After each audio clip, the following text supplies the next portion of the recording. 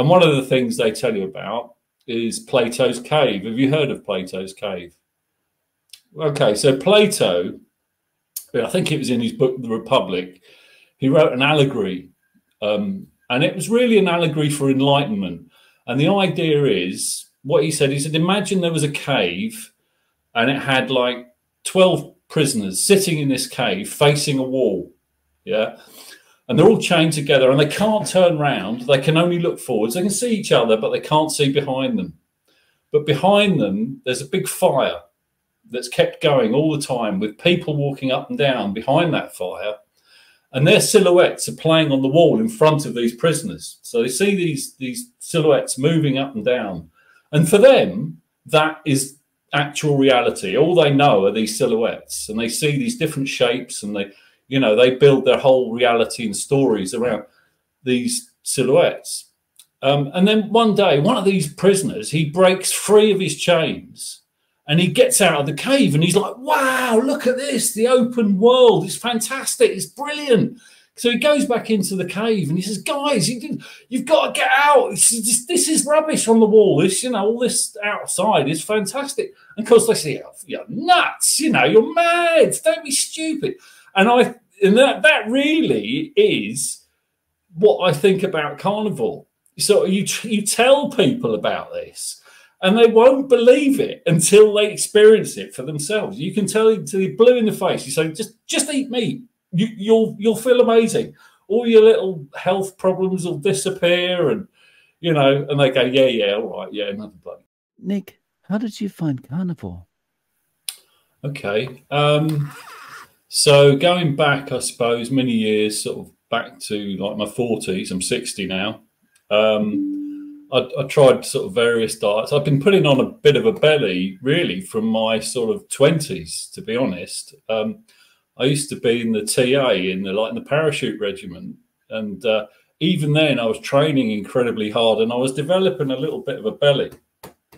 And so I used to try. I remember me and my wife, we had a thing. We used to call it Chocolate Sunday. So we wouldn't eat chocolate all week, but we'd let ourselves have a bar of Galaxy on a Sunday.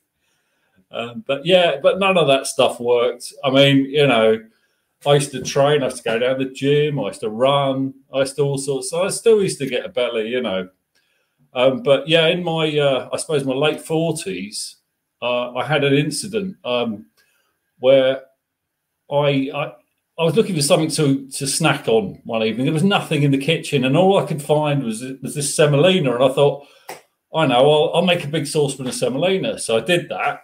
Had a bowl, so that was really nice because once you started, you can't stop. So I finished the whole saucepan off, and thought very late at night, of course, very stupid thing to do. And then I went to bed, and then the middle of the night, I woke up choking, and I'd aspirated. I brought the semolina up in my throat and breathed it into my lungs, and I couldn't. I was literally just couldn't breathe. I jumped out of bed, ran to the bathroom, and I was just leaning over the sink, thinking, oh shit, I can't breathe. Because my wife woke up in a daze and she was running. You can probably see her in the background there. And so I was looking at her trying to say, get an ambulance, but she was like headless chicken running around. So she ran downstairs and put the kettle on, and I'm leaning there against the sink thinking, I'm going to drop in a minute. I can't breathe. And all of a sudden I just relaxed and sort of calmness came over me, and my throat just opened up. And I was like, oh, well, it actually wasn't totally like that. It was more of a sort of to start with. And I sort of squeezed a bit of air through, and then it sort of relaxed. So I sat down, and I was sitting on the bog, and I was thinking, do you know what? I've just got to get on top of this somehow. This is wrong, I'm getting too fat, I'm overeating. And so I went, I think I'd heard about the keto. This is 10 plus years ago. And I'd heard about keto, and I thought, right, that's it. I'm really going to give it a good go now. And so I went on the keto diet, and I did lose a load of weight. I mean, I lost like 3.5 stone, and I got really fit, and I started going out cycling with the cycling club. Of course, you go out, and whenever you cycle anywhere, you go to a coffee stop somewhere, and there'd always be cake, and everyone would be having cake. And I did try bringing my own keto cakes that I baked. So I even made stuff out of rice flour and stuff. And you know. But eventually you end up eating cake. You go out and you think, well, I'm doing all this cycling, it'll be fine, you know. But even I started to put the weight back on, despite cycling miles and miles and miles. And, you know, then I'd go in and out of keto, lose a bit of weight, put it back on, you know. It's just a terrible cycle, really. And then zooming forward to like the beginning of lockdown, I had all the weight back on. I just stepping back from that, I had another choking incident. But that time wasn't quite as bad because I sort of knew what to do, was just to stay calm and relax, and that sort of seemed to clear it. But I thought, yeah, back on the keto. So January 23, I was back on keto properly.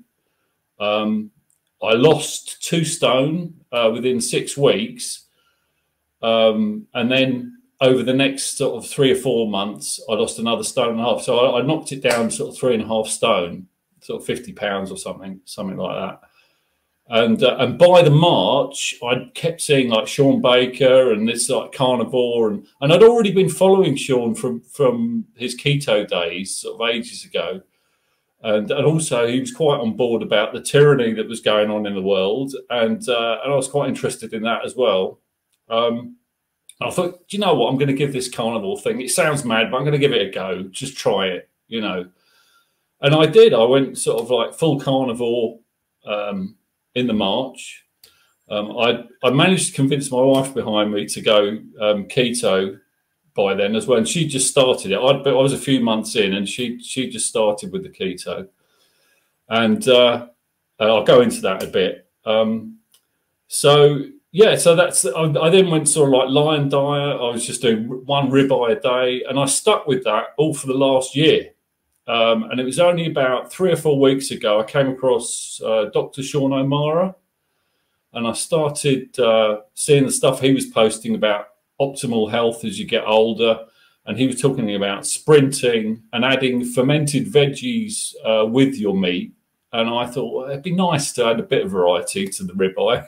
So we're lucky we've got a couple of farms, sort of organic farms near here, and you can buy all this. I can buy raw milk, so I can make the other thing he talks about is kefir, which is like a fermented milk.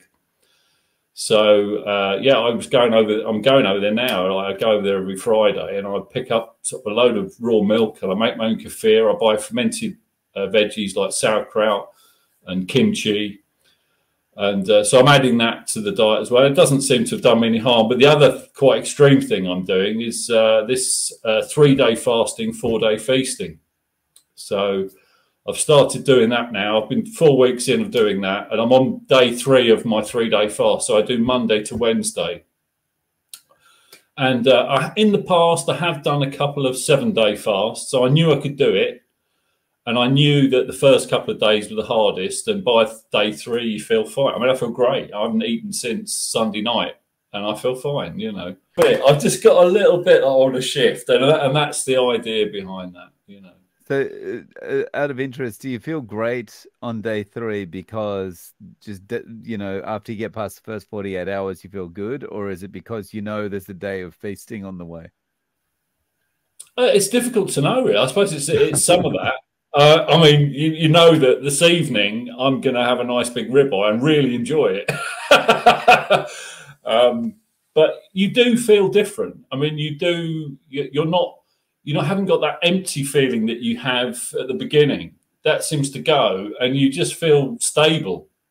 And you think, well, I mean, I know from past experience, you can just keep going. I've done 7 days, and I thought, you know, I could easily just carry on now, and I feel fine. But I think, oh, well, 7 days perhaps is enough. I'll better start eating, you know.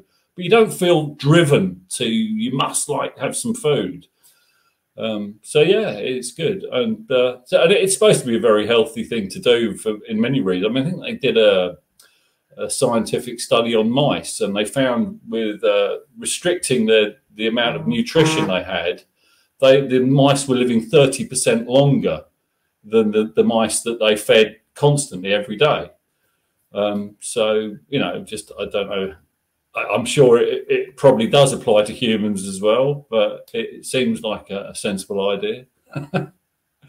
Yeah. So yeah, that's pretty much my story. I mean, my wife, unfortunately, she's got a long family history of Alzheimer's. She in fact has power of attorney, or had power of attorney over her aunt who had Alzheimer's for 15 years, and we lost a year ago. And she sort of knew that it might be on the cards, and her memory started getting a bit iffy, and even the kids were noticing it a bit when my son only moved out about a year ago.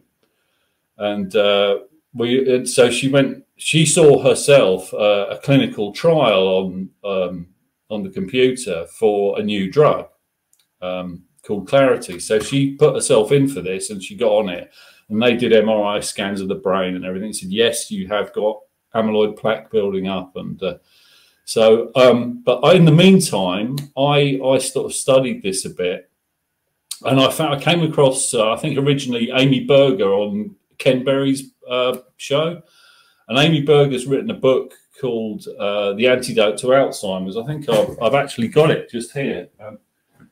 Yeah, it's this book here, and it's a fantastic book. It's and it's basically, you know, she's saying do the keto diet, you know, because they're calling Alzheimer's type 3 diabetes now, where the brain has become insulin resistant. And it can't uptake glucose anymore. But if you stop eating carbohydrates, it can then use ketones for energy, and the brain starts to light up. So I've managed to convince Pauline to give this a go, and she's been doing it. She's a year in now on keto. She hasn't gone full carnivore, which is fair enough, and she still likes her leafy greens, you know. But apart from that, you know, and it definitely, I would say, is stabilized since she's been doing that. It's a slow process, you know, anything like this, especially to do with the brain. I think it's one of the last organs in your body to regenerate, from what I hear.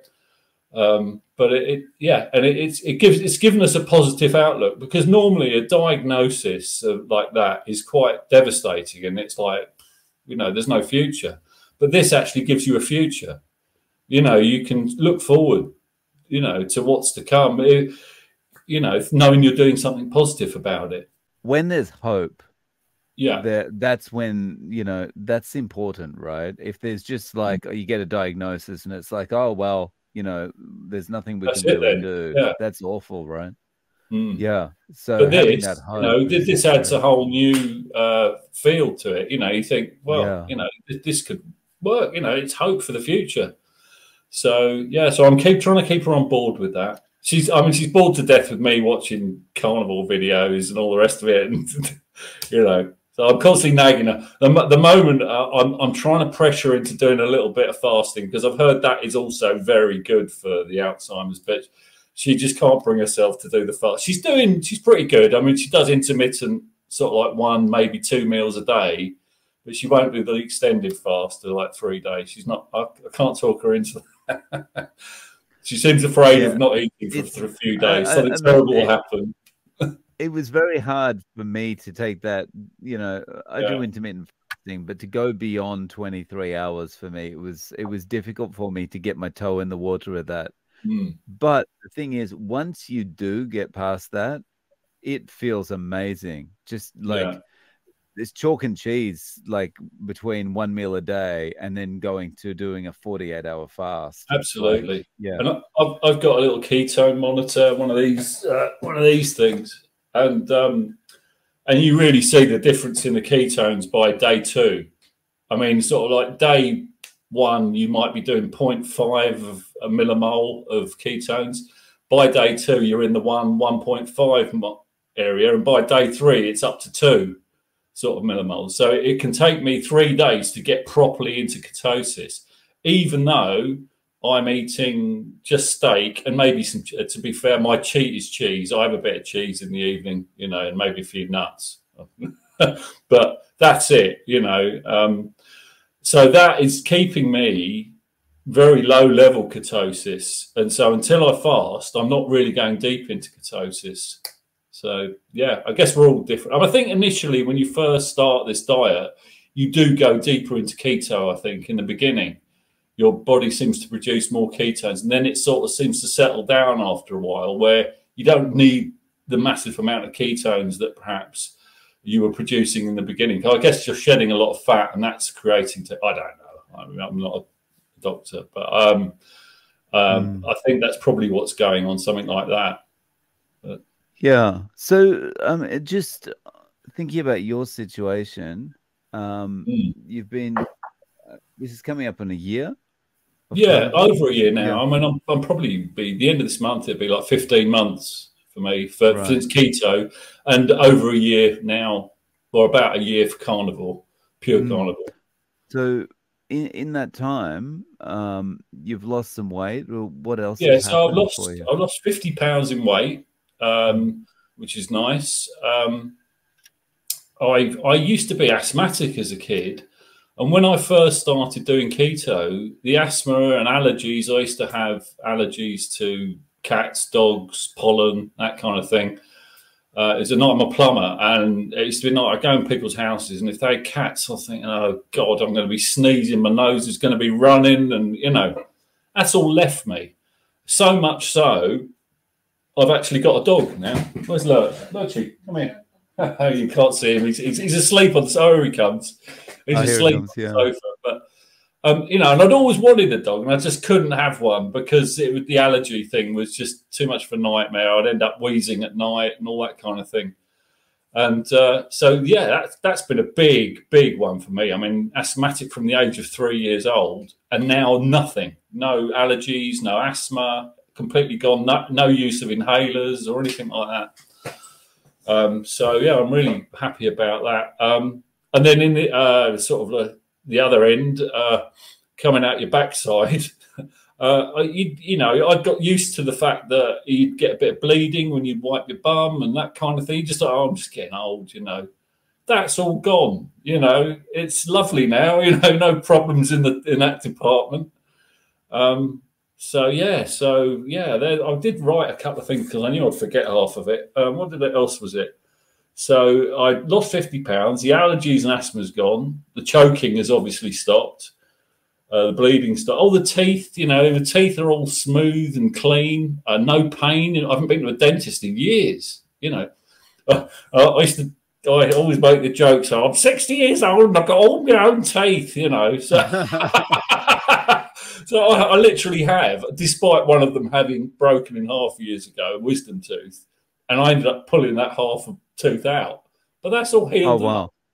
I mean, it's just, so, yeah, I think they were that. Oh, and then you get this sort of, they call it carnivore zen, don't they? Where you feel relaxed and chilled and not really fazed by things very much anymore. Whereas in the past, you might have had something going to happen and you'd have a build-up of anxiety about it, something you had to do or go, or a job you had to start, or now you just cruise on down and get on with it and let life just carry on, don't you? So yeah, nice. Yeah, it's a big, it's a big. It's like something that occurred to me the other day. I mean, I'm a little bit of a philosopher, so I went to Advaita philosophy and I studied all these different things. And one of the things they tell you about is Plato's Cave. Have you heard of Plato's Cave? Okay, so Plato, I think it was in his book, The Republic, he wrote an allegory.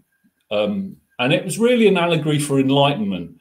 And the idea is, what he said, imagine there was a cave and it had like 12 prisoners sitting in this cave facing a wall.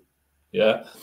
And they're all chained together and they can't turn round. They can only look forwards. They can see each other, but they can't see behind them. But behind them, there's a big fire that's kept going all the time with people walking up and down behind that fire. And their silhouettes are playing on the wall in front of these prisoners. So they see these silhouettes moving up and down. And for them, that is actual reality. All they know are these silhouettes. And they see these different shapes and they build their whole reality and stories around these silhouettes. And then one day, one of these prisoners, he breaks free of his chains and he gets out of the cave and he's like, wow, look at this. The open world is fantastic. It's brilliant. So he goes back into the cave and he says, guys, you've got to get out. This is rubbish on the wall. This, all this outside is fantastic. And of course they say, oh, you're nuts, you're mad. Don't be stupid. And that really is what I think about carnivore. So you tell people about this and they won't believe it until they experience it for themselves. You can tell it to the blue in the face. You say, just eat meat. You'll feel amazing. All your little health problems will disappear, and and they go, yeah, all right, yeah, another bloody diet, yeah. I've heard it all before, But until you try it, you don't know, do you? Yeah. So I thought there's something I thought of. Yeah, I thought Plato's Cave. Yeah, it applies to this. I think it's more for spiritual enlightenment, is what the whole allegory is about. But yeah, it fits really well with carnivore. So yeah, fits for a lot of things. Have you had the experience of talking to friends and having anyone actually go, tell me more?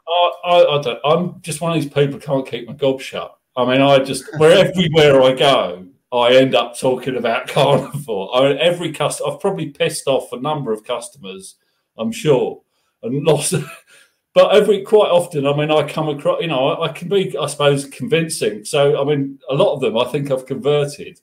I mean, there was an old lady actually in her 80s. I did a job for her a couple of days ago, and I was telling her about it, and she actually said her son was doing it as well. He lives in the Far East somewhere, and I said, there's no limit on age when you can do this, And she says, I think I'm going to give it a go. It sounds bloody good, And I thought, great, she was like 82 or something, and she's going to start carnivore, this old lady. And she wasn't doing it for weight. She was doing it for health. She wasn't fat. But it's just from a health point of view, So, yeah, I mean, I go down the gym now to go because one of the things with this Dr. Sean O'Mara, he was talking about doing sprinting and saunas, and because I started the sprinting and I kept pulling muscles, I pulled a couple of groin muscles, and then I did my Achilles tendon. I thought, well, I'll go swimming instead. So I've been swimming, to while the legs repair themselves. And of course, you get in the sauna and immediately start talking about carnivore to everyone in the sauna, and see, you're gabbing away. But I bet they're sick to death of me now. But it's so hard not to talk about it. It is. It's difficult, isn't it? It's sort of, I guess it's up there in your mind all the time. I guess it'll calm down as the years go by. I don't know. But at the moment, it's like, almost like the second thing I say after I've said hello. Yeah. See, the trouble is everything that anyone does is typically a trigger for it, right? If someone stands up and they go, oh, and it's like, oh, yeah. I've got a solution for that. Let me tell you about this. Yeah. Yeah. That's right. I mean, they tell you about their ailments and that. You say, well, you want to try this diet, don't you? Yeah. So, yeah, I'm sure we're all the same. We all do it, don't we? Yeah. So how are you eating right now? So eating wise, so I'm eating one ribeye steak a day on the days that I'm eating, because obviously 3 days of the week I'm not eating now. And then I allow myself a bit of cheese. I shopped around to different butchers and farms and that till I found someone I really like. There's a guy called Nick the Butcher here in a place called Hartfield, home of Winnie the Pooh, I tried our local butcher, but the quality of the meat was a bit gristly and it was a bit rubbish. And I even found an organic grass-fed farm not too far away, but unfortunately they only slaughter one cow every 6 weeks, and that wasn't going to keep me in ribeye, to be honest. And their cuts were very small; they were like 300, and I'd have to go and have a big conversation with the butcher there and everything. And eventually I went into Nick the Butcher and I told him, and I said, is your meat grass? He said, yeah, it's grass-fed. It's all, it's not organic, but it's grass-fed. And I said, well, give it a go. I said, if you can, he cut me a deal as well. So I think he was charging something like £36 a kilo for ribeye, and I've got him down to 30 quid a kilo. So that's quite a big saving when you're spending 200 quid a week in there, And I buy a bit. He's got a delicatessen counter as well, so I buy a fair bit of cheese. So I go in there, and so every Thursday I'll ring him up and put my order in, because sometimes Pauline will want something other than steak. She'll have a bit of pork, a bit of chicken, you know, and he vacuum packs each steak for me, and I order 500-gram steaks, half a kilo, and she has like 400-gram steaks. So he gets those all prepared for me, and I go in there on a Friday and pick it all up. And then I'll probably at the same time go over to the Plorhatch farm and get my kefir, raw milk, and I'm buying a few veggies now to make my own fermented veggies. So I'm making my own sauerkraut and that kind of thing, you know. So yeah, so that's really how I'm eating. And then in the evening it'll be probably about 4 o'clock, 5 o'clock that we have a meal. And then after that, I try, and if I'm going to eat some more sort of cheese or something, I try and keep it close as I can to the other meals, to try and keep the window small. So, but that's usually not that successful, as I often end up having a bit of cheese about 9 o'clock at night. But yeah, we're all human, aren't we? Yeah, nice. So if one of your friends was going to start, how would you recommend they go about getting started with carnivore to kind of stay the distance? Well, from all the advice I've seen, and I think it makes a lot of sense, is just don't go straight in full bore carnivore. Start on the keto to begin with and ease yourself in a little bit more slowly. Saying that, you know, it seems to me a lot of people just go straight in and they do fine. But it makes sense to, you know, because I guess it's quite a shock for your system if you're just eating the standard diet, all that processed food, to suddenly completely stop it and then go onto meat only. Yeah, you're going to have the shits, aren't you? You know, so yeah. Yeah, nice. But that's all I'd recommend. If anyone wants to try this, just go leafy greens, bit of broccoli and cabbage and Brussels sprouts, plenty of grass-fed butter. I always buy the Kerrygold. That's the one that over here. That's what we have. That's grass-fed. I don't know what it's like in the rest of the world, but I think America have Kerrygold as well, don't they? So yeah, that's the one we always buy. My wife, she still has MCT oil, but I'm not convinced that she really needs that. As long as she could make up that with just butter, really. Try and get off the seed oils, maybe. But she's still having a spoon of that. But that helps keep up the ketones, doesn't it? You know, all that. I think that's good advice. You know, as much as I say kind of I just jumped in, Yeah. I did jump in through keto because that's the way I started. And yeah, I think most of us have, safer. Yeah. I think most of us have started with the keto, and that's led us to the carnivore diet.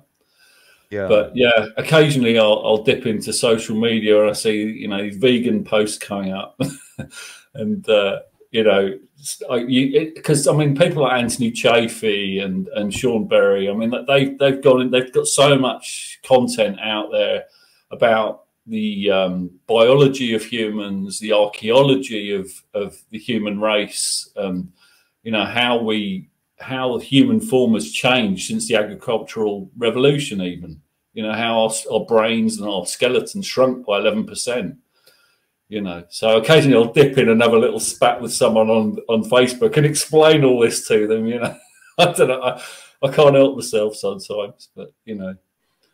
Yeah, I'll often, you know, I'll get comments from vegans that seem particularly angry about a particular point they've seen in the video or something, and I'm about to reply, and then I'm just like, I'm not going to change any minds, so I'll just right, thanks for your feedback or something. Yeah. I quite like explaining to them that, you know, you can't live on this planet without killing another life form. It's the nature of the world we live in. And I think someone said even a blade of grass is casting a shadow on a smaller blade of grass. So it's killing that blade of grass to survive. And it goes on. And you know, I know if you look at the bare guts of it, killing an animal can seem quite horrific to some people if they've never experienced anything like that. but it's kind of like growing up. You have to accept the nature of what we are. Have evolved as carnivores, as a species, and you either accept what we are or go and hang yourself, you know, because otherwise you're going to make yourself sick. You're not going to help anybody by not eating a species appropriate diet. So yeah, that's pretty much where I am with it all. Very well said. Yeah. So Nick, do you have any way of getting in touch if people want to reach out? Well, I'm on Facebook. They can, you know, find me on there. I'm on Twitter, Nick Jones. I mean, I mean, if just put in Nick Jones, plumber in Sussex, you'll probably find me. Thank you so much for coming on and sharing your story. I really appreciate your time. That's all right. Well, thank you for all you do, because it's great to hear everyone's stories, and